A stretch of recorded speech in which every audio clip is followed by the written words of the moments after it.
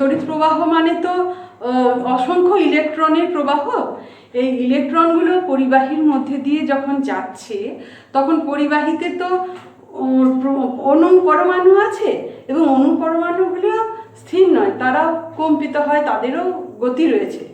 এইবার ইলেকট্রনগুলো যাতায়াতের পথে, যাওয়ার পথে আর কি, এই যে অণু পরমাণু আছে তাদের সঙ্গে ধাক্কা খেতে খেতে যায়। এই ধাক্কার জন্যই তাদের প্রবাহটা বাধাপ্রাপ্ত হয়, এটাই হলো রোধ। তাহলে আমরা জেনে নিলাম, এরপরে এই বিষয়টা আমাদের কাজে আসবে যখন আমরা রোধ কী কী বিষয়ের সঙ্গে উপর নির্ভর করে সেটা জানবো। তখন রোধটা আসলে সৃষ্টি হয় কিভাবে, সেটা যে আসলে ইলেকট্রনের যাওয়ার পথে অণু পরমাণুর সঙ্গে ধাক্কা খাওয়ার ফলে তার যাওয়াটা ব্যাহত হচ্ছে, যা বাধাপ্রাপ্ত হচ্ছে, সেই বাধাটাই যে রোধ, সেটা আমরা জেনে নিলে পরে পরবর্তীকালে এখনই আমরা যেটা শিখব সেটার ক্ষেত্রে সুবিধা হবে। এবার আমরা দেখব এই যে রোধ, সেই রোধটা কি কি বিষয়ের উপর নির্ভর করে। প্রশ্নই আসে অনেক সময় যে পরিবাহীর রোধ কি কি বিষয়ের উপর নির্ভর করে। পরিবাহীর রোধ নির্ভর করে পরিবাহীর উষ্ণতার উপর নির্ভর করে, যেমন 4টি বিষয়ের উপর নির্ভর করে: উষ্ণতা, পরিবাহীর উপাদান, পরিবাহীর দৈর্ঘ্য এবং পরিবাহীর প্রস্থচ্ছেদ। তাহলে সেটা আমরা একটু লিখে নিই। প্রথমে কি কি বিষয়ের উপর নির্ভর করে তারপর লিখব, তারপরে আমরা দেখব যে এই যে নির্ভর করে যে বিষয়গুলির উপর, তারপর কিভাবে নির্ভর করে সেটা আমরা জানব।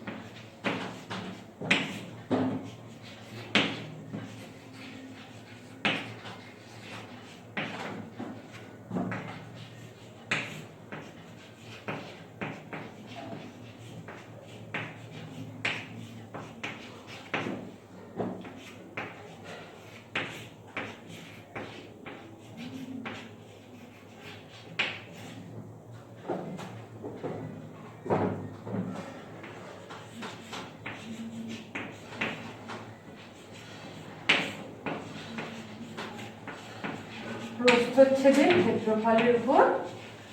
এর আগে আমরা দেখেছি প্রস্থচ্ছেদ কাকে বলে, একটা পরিবাহী সেই প্রস্থচ্ছেদের ক্ষেত্রফল যতটা তার উপর নির্ভর করে।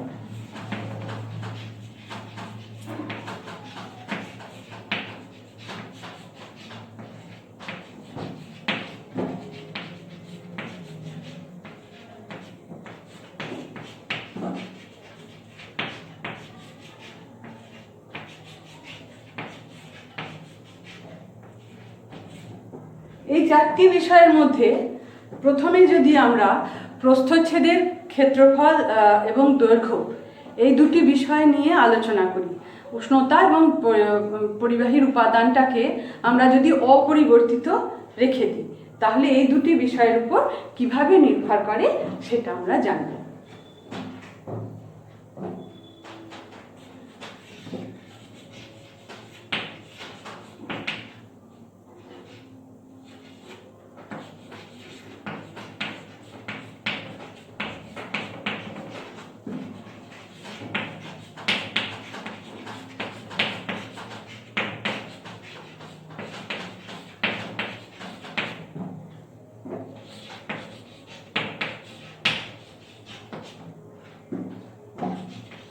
আমরা আগে এই সম্পর্কগুলোকে জানার জন্য,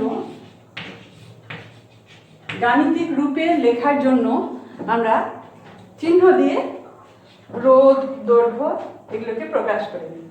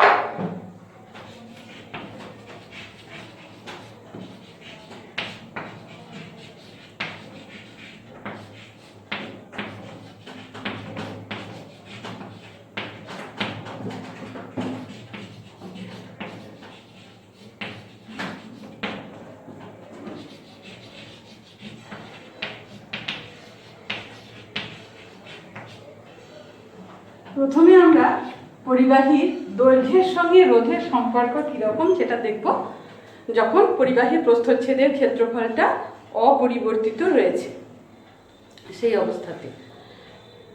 এটা দেখার জন্য আমরা যদি একটা রাস্তার উদাহরণ দিই, এটা আমি বলে থাকি সাধারণত যে একটা রাস্তা দুটোই সমান চওড়া, অর্থাৎ দুটোরই প্রস্থচ্ছেদের ক্ষেত্রফল, দুটো রাস্তা একটা নয়, প্রস্থচ্ছেদের ক্ষেত্রফল সমান, দুটি সমান চওড়া, কিন্তু একটা রাস্তা লম্বা আর একটা রাস্তা হচ্ছে লম্বায় কম, বেশি দূর লম্বা নয়।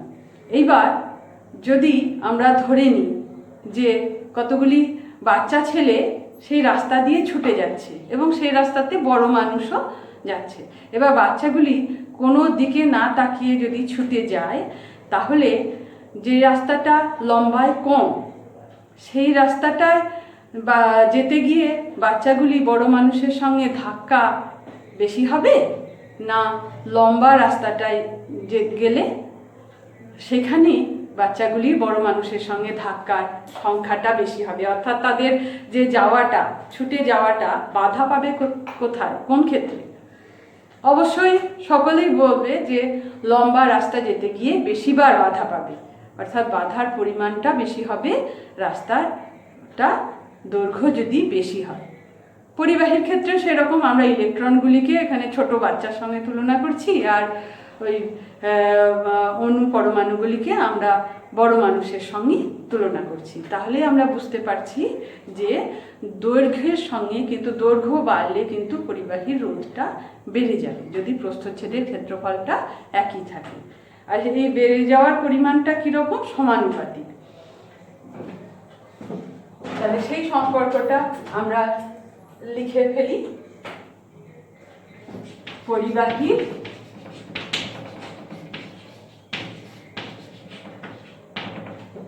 রোধ পরিবাহীর দৈর্ঘ্যের সাথে সমানুপাতিক।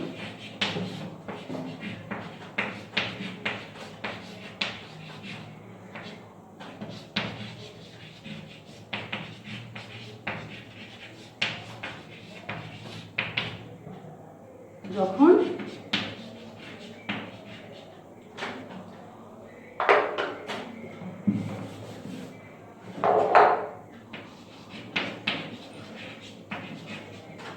প্রস্থচ্ছেদের ক্ষেত্রফল স্থির থাকবে, একই থাকবে।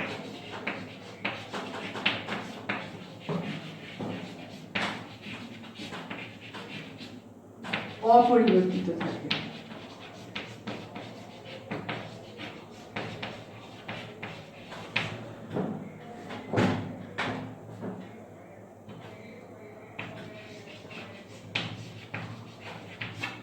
তাহলে আমরা যে অক্ষর দিয়ে লিখেছি চিহ্ন দিয়ে, সেই অনুসারে আমরা কি লিখতে পারি?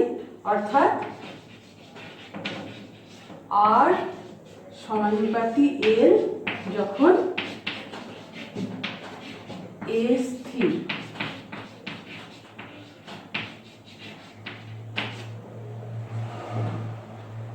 আবার আমরা ওই একই রাস্তার উদাহরণ দিয়েই দেখতে পারি যে দুটো রাস্তায় সমান লম্বা, এবার একটা রাস্তা অনেকটা চওড়া আর একটা রাস্তা চওড়ায় কম, সংকীর্ণ রাস্তা।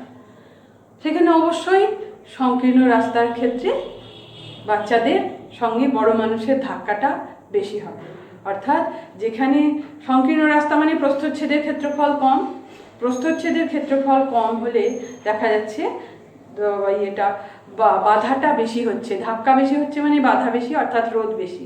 অর্থাৎ প্রস্থচ্ছেদের ক্ষেত্রফল বেড়ে গেলে কিন্তু রোধটা কমে যাচ্ছে, তার মানে প্রস্থচ্ছেদের ক্ষেত্রফলের সঙ্গে রোধটা হচ্ছে ব্যস্তানুপাতিক। তাহলে 1 নম্বর হচ্ছে দৈর্ঘ্যের সঙ্গে সমানুপাতিক, আর 2 নম্বর হচ্ছে পরিবাহীর রোধ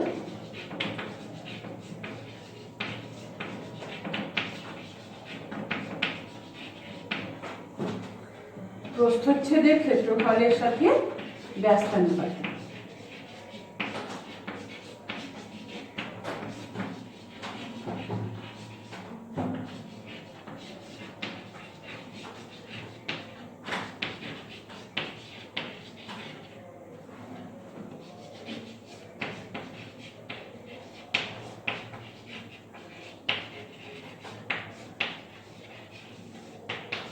যখন দৈর্ঘ্যটা স্থির।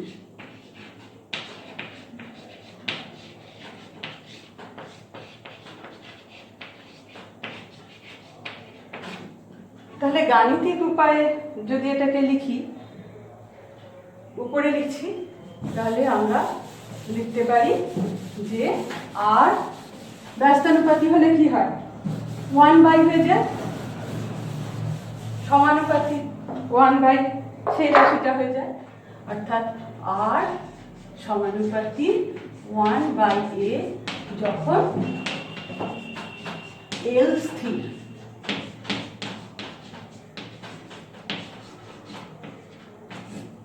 তাহলে একই আর, একবার এল এর সঙ্গে সমানুপাতি, একবার 1/a এর সঙ্গে সমানুপাতি।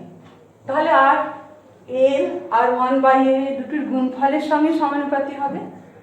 সুতরাং যৌগিক ভেদের সংজ্ঞা অনুসারে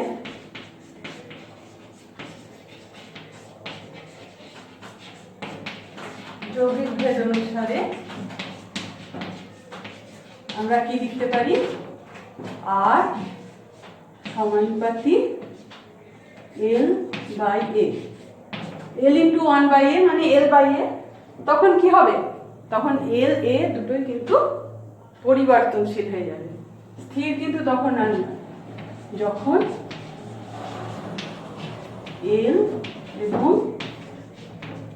A পরিবর্তনশীল।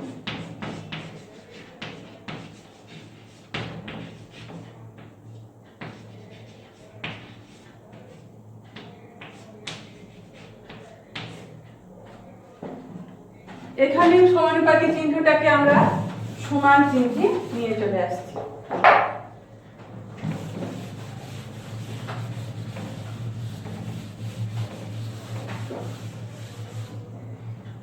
এবং যথারীতি সেখানেও একটা ধ্রুবক আসবে,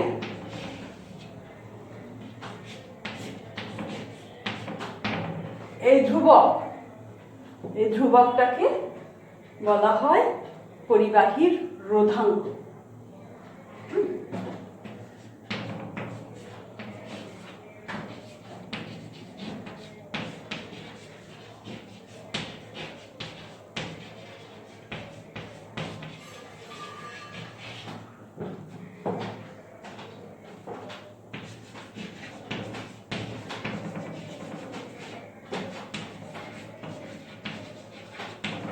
একে বলে পরিবাহীর রোধাঙ্ক।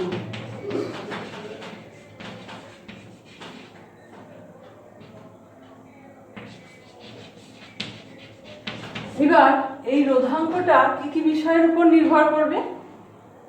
এই রোধাঙ্কটা দেখো, আমরা 4টে বিষয়ের উপর পরিবাহীর রোধ নির্ভর করে সে কথা প্রথমেই বলেছি।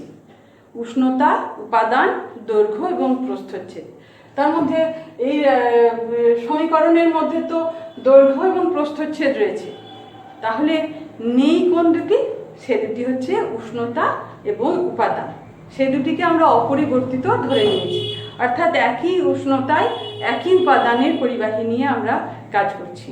তাহলে নিশ্চয়ই এই রোধাঙ্কটি উষ্ণতা এবং উপাদান, বাকি যে দুটি থেকে গেল সেই দুটি বিষয়ের উপর নির্ভর করবে। তাহলে পরিবাহী রোধ 4টে বিষয়ের উপর নির্ভর করে, সেই 4টে বিষয়ই চলে এলো, উষ্ণতা, উপাদান, দৈর্ঘ্য এবং প্রস্থচ্ছেদ। তাহলে এই কারণে এটা প্রশ্ন আসে যে রোধাঙ্ক কি কি বিষয়ের উপর নির্ভর করে। রোধাঙ্ক হচ্ছে পরিবাহীর উষ্ণতা, পরিবাহীর উপাদানের উপর নির্ভর করে। তো সেটা আমরা একবার লিখেও রাখি।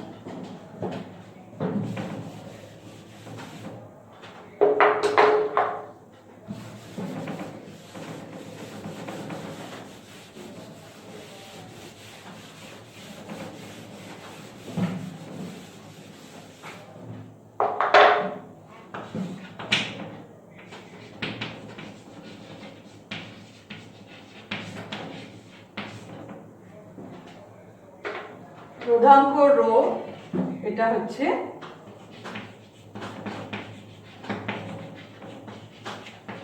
এটাকে বলা হয় রো, পরিবাহী উষ্ণতা, এবং উপাদানের উপর নির্ভর করে।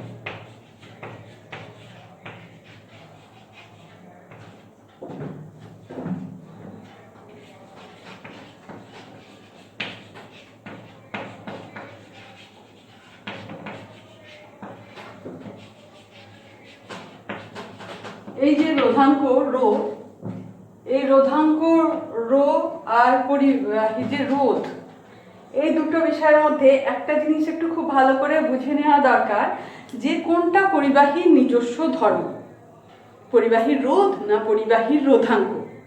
দেখো, পরিবাহীর রোধটা কিন্তু পরিবাহীর দৈর্ঘ্যের উপরও নির্ভর করে, প্রস্থচ্ছেদের ক্ষেত্রফলের উপরও নির্ভর করে, উপাদানের উপর কিন্তু শুধুমাত্র নির্ভর করে না। অর্থাৎ একটা পরিবাহীর যদি রোধাঙ্কটা কিন্তু উপাদানটার উপরই নির্ভর করছে। একটা পরিবাহীর যদি দৈর্ঘ্য, এমনিতে রোধাঙ্কটা যদি কমও হয় কিন্তু পরিবাহীর দৈর্ঘ্যটা যদি বেশি হয়, তাহলে সেক্ষেত্রে পরিবাহীর রোধটা বেশি হয়ে যেতে পারে অন্য আর একটা পরিবাহীর থেকে। দুটি পরিবাহী, তাদের একটা পরিবাহীর রোধাঙ্ক কম, একটা পরিবাহীর রোধাঙ্ক বেশি।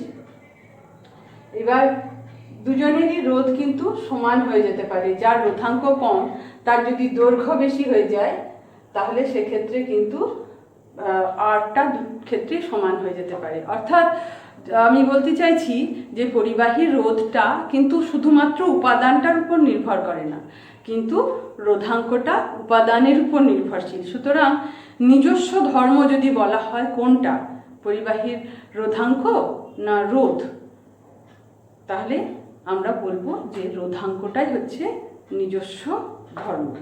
হ্যাঁ, নিজস্ব ধর্ম বা বৈশিষ্ট্য হচ্ছে পরিবাহীর রোধাঙ্ক।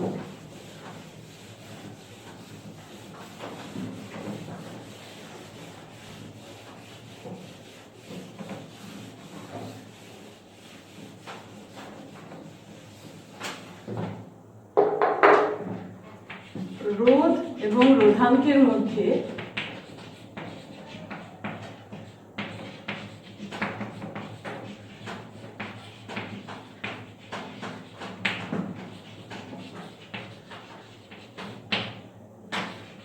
রোধাঙ্ক হলো পরিবাহীর নিজস্ব বৈশিষ্ট্য, নিজস্ব বা স্বকীয় বৈশিষ্ট্য।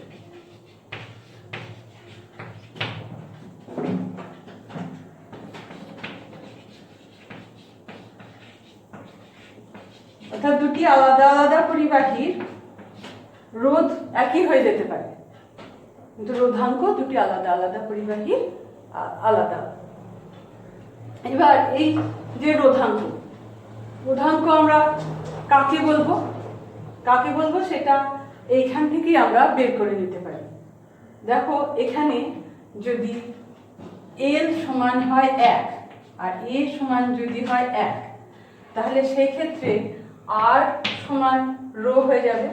অর্থাৎ আর হচ্ছে পরিবাহীটার রোধ আর রো হচ্ছে রোধাঙ্ক। অর্থাৎ কোনো পরিবাহীর L1 মানে পরিবাহীর দৈর্ঘ্য যদি 1 হয় আর A1 মানে পরিবাহীর প্রস্থচ্ছেদের ক্ষেত্রফলও যদি একক হয়, তাহলে সেক্ষেত্রে সেই পরিবাহীর যেটি রোধ সেটি হবে সেই পরিবাহীর রোধাঙ্ক। তাহলে পরিবাহীর রোধাঙ্কের এটাই সংজ্ঞা, এটা আমরা লিখে ফেলি।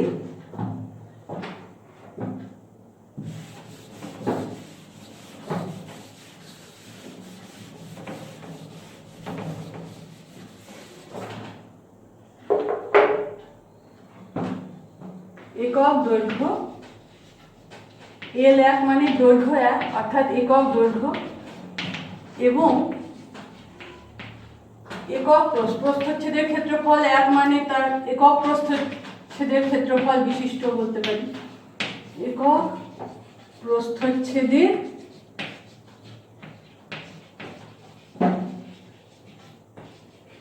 ক্ষেত্রফল বিশিষ্ট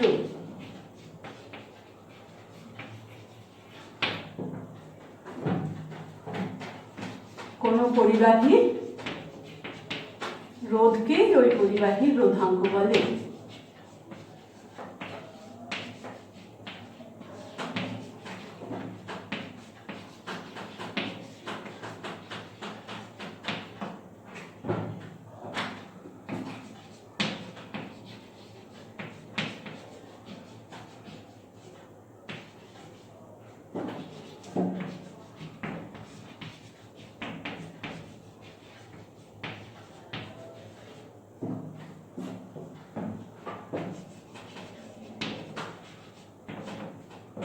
এটা হলো রোধাঙ্কের সংজ্ঞা। আচ্ছা, একটা জিনিস কিন্তু আমাদের লেখা হয়নি, সেটা আমরা একটু লিখে নিই। যে রোধ, আমি মুখে বলে দিয়েছি যে কি কি বিষয়ের উপর রোধাঙ্কটা নির্ভর করে, তো সেটা আমরা লিখে ফেলি, কারণ এটা থেকে অনেক সময় প্রশ্ন আসে।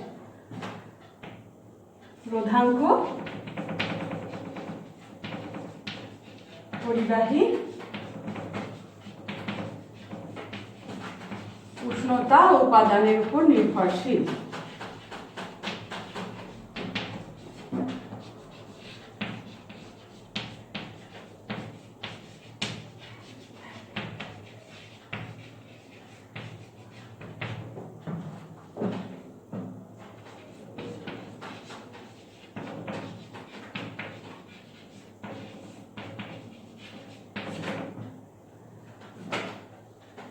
তাহলে আমরা যদি দেখি যে এই রোধাঙ্কের এককটা কি হবে, সেটাও আমরা এই সম্পর্কটা থেকেই রোধাঙ্কের এককটা সহজেই বের করে নিতে পারব।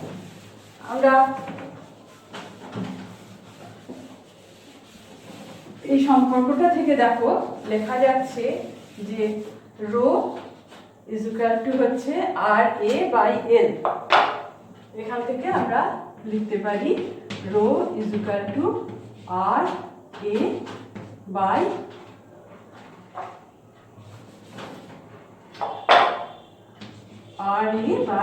এল। তাহলে আমরা জানি যে আর এর একক হচ্ছে এসআই পদ্ধতিতে ওহম। আর এর একক আমরা এসআই পদ্ধতি ওহম যেটা, সেটাই আমরা সব ক্ষেত্রে গ্রহণ করি। আর এর একক, এ হচ্ছে ক্ষেত্রফল, প্রস্থচ্ছেদের ক্ষেত্রফল। ক্ষেত্রফলের একক আমরা জানি মিটার স্কয়ার আর এসআই পদ্ধতিতে, আর দৈর্ঘ্যের একক হচ্ছে মিটার। তাহলে এখানে কি দাঁড়ালো? এখানে দাঁড়ালো, আচ্ছা একটা জিনিস আমি লিখে দিই, সেটা হচ্ছে আর এই যে ওহমটাকে আমরা এইরকম চিহ্ন দিয়ে প্রকাশ করি। তাহলে ওহম একক, সেই একককে এই দিয়ে চিহ্ন দিয়ে প্রকাশ করলাম। আর এ মানে হবে মিটার স্কয়ার বাই এল হচ্ছে একক হচ্ছে মিটার। তাহলে দাঁড়াবে কি এককটা দাঁড়িয়ে গেল এসআই পদ্ধতিতে ওহম মিটার, অর্থাৎ এসআই পদ্ধতিতে রোধাঙ্কের একক ওহম মিটার।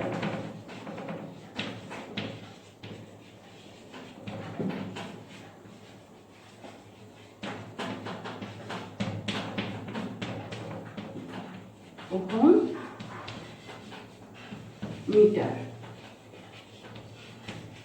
সিজিএস পদ্ধতিতে কি হবে? সহজেই বুঝতে পারছি। সিজিএস পদ্ধতিতে হবে ওহম সেন্টিমিটার।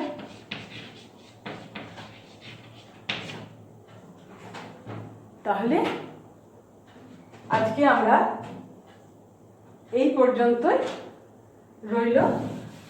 এই সংজ্ঞাটিকে অনেক সময় অন্যভাবে আমরা লিখতে পারি, সেটা লিখে দিয়ে আজকে আমাদের পাঠ আমরা শেষ করি। যদি একটা পরিবাহীর দৈর্ঘ্য হয় একক আর প্রস্থচ্ছেদের ক্ষেত্রফলও যদি হয় একক, তাহলে আমরা সেই পরিবাহীটাকে বলতে পারি একটা একক ঘনক। একক ঘনক কাকে বলে? যার দৈর্ঘ্য 1, প্রস্থচ্ছেদের প্রস্থ 1 এবং যার উচ্চতা 1। দৈর্ঘ্য প্রস্থচ্ছেদের অর্থাৎ দৈর্ঘ্য 1, প্রস্থ 1 এবং উচ্চতাও 1, সবই যদি 1 হয় তাহলে সেক্ষেত্রে সেটাকে বলবে একটা একক ঘনক। তাহলে সেই একক ঘনক ক্ষেত্রে তার দৈর্ঘ্যটাও একক, এবং এটাকে যদি প্রস্থচ্ছেদের ক্ষেত্রফল বলি, প্রস্থচ্ছেদের ক্ষেত্রফলটাও একক, কারণ এইটাও একক এটাও একক হলে পরে প্রস্থচ্ছেদের ক্ষেত্রফলও একক হবে। অর্থাৎ একটি একক ঘনকের যা রোধ তাকেও আমরা পরিবাহীর রোধাঙ্ক বলতে পারি। কোনো পরিবাহীর একক ঘনকের যা রোধ তাকে বলা হয় পরিবাহীর রোধাঙ্ক। সেটাও আমরা লিখে রাখি, অথবা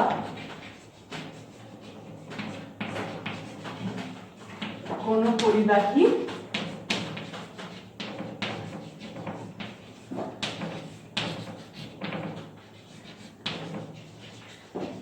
একক ঘনকের রোধকে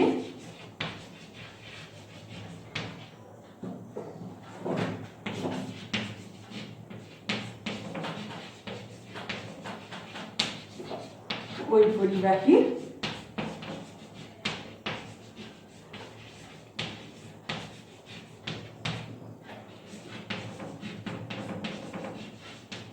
রোধাঙ্ক বলে।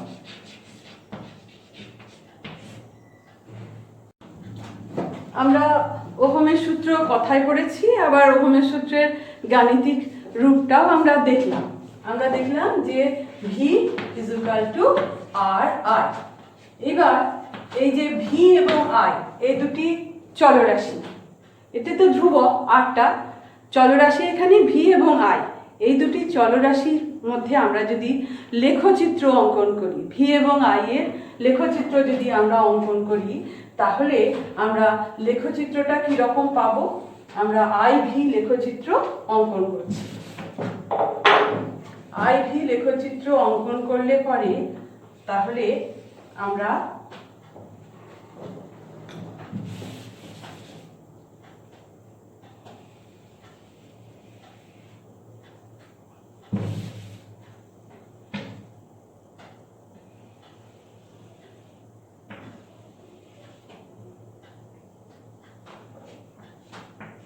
এই অক্ষ বরাবর আমরা আই এবং এই অক্ষ বরাবর এক্স অক্ষ বরাবর ভি এবং ওয়াই অক্ষ বরাবর যদি আই কে প্রকাশ করি, তাহলে আমরা এই সূত্র অনুসারে এটা একটা মূল বিন্দুগামী একটা সরলরেখা পাবো। কেন মূল বিন্দুগামী সরলরেখা পাবো? দেখো, আমরা সরলরেখার সমীকরণ জানি y is equal two mx plus c, অর্থাৎ y এবং x যদি দুটি চলরাশি হয় তাহলে y is equal two mx plus c এই আকারের সমীকরণ হচ্ছে একটা সরলরেখার সমীকরণ। এখানেও দেখো ভি এবং আই এই দুটি চলরাশি, এক্ষেত্রে সিটা জিরো হওয়ার জন্য এটা মূল বিন্দু দিয়ে যাচ্ছে, এবং এই সরলরেখা এটি লেখচিত্রটি হবে একটি মূল বিন্দুগামী সরলরেখা। এবার এই যে ওহমের সূত্র, এই সূত্র মেনে বা এই লেখচিত্র অনুসারে ভি এবং আই এর পরিবর্তন কি সমস্ত পরিবাহীর ক্ষেত্রে হয়? তা কিন্তু হয় না।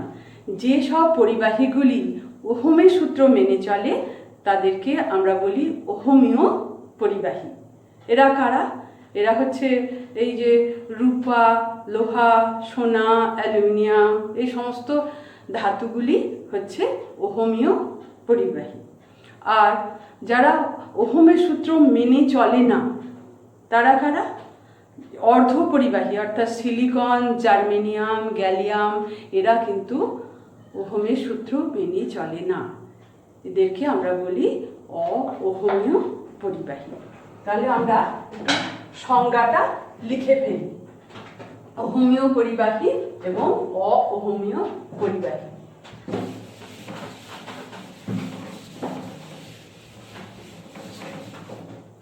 এবং কোনগুলি ওহমীয় কোনগুলি অওহমীয় সেটাও লিখে ফেলি।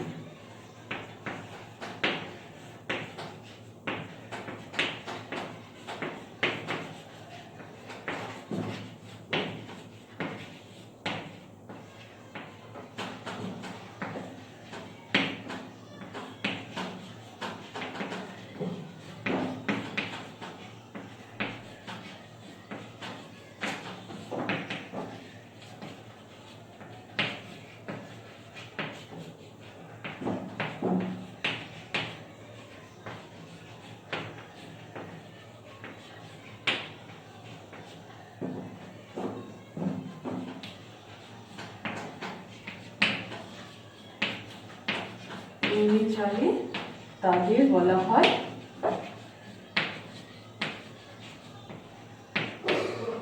হোমিও পরিবাহী।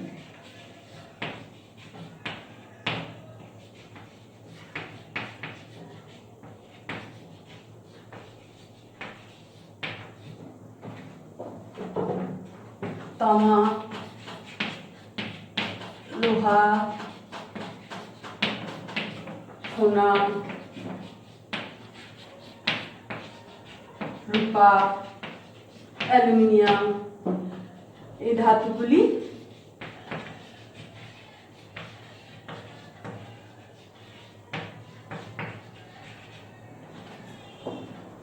সকলে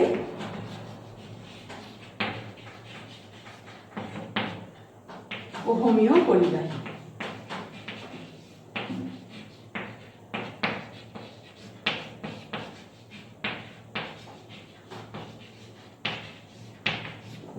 আর অহোমিও পরিবাহী তাহলে অবশ্যই হবে যারা ওহমের সূত্র মেনে চলে না।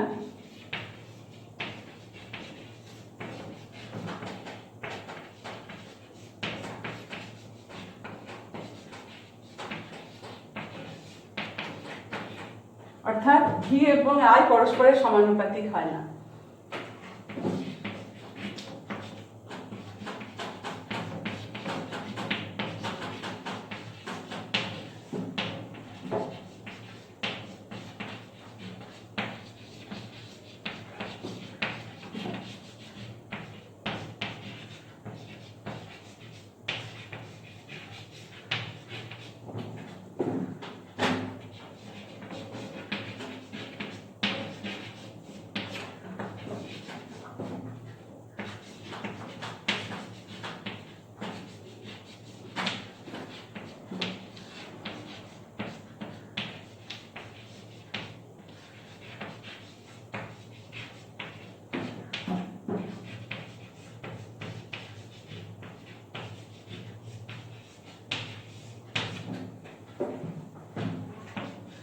জার্মেনিয়াম,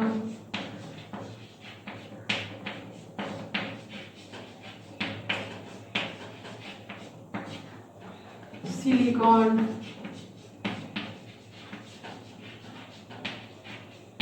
গ্যালিয়াম,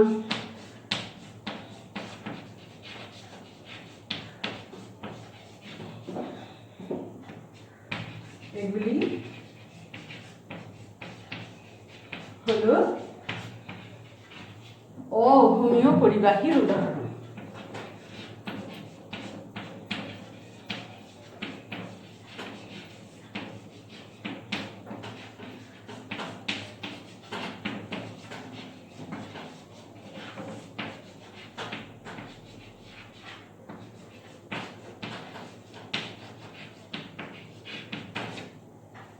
পরবর্তী ক্ষেত্রে আমরা দেখব যে এই জার্মেনিয়াম, সিলিকন এগুলি হচ্ছে অর্ধ পরিবাহী। এদেরকে পরিবাহী বলা হয় না, এদের বলা হয় অর্ধ পরিবাহী। তাহলে আজকে এই পর্যন্ত।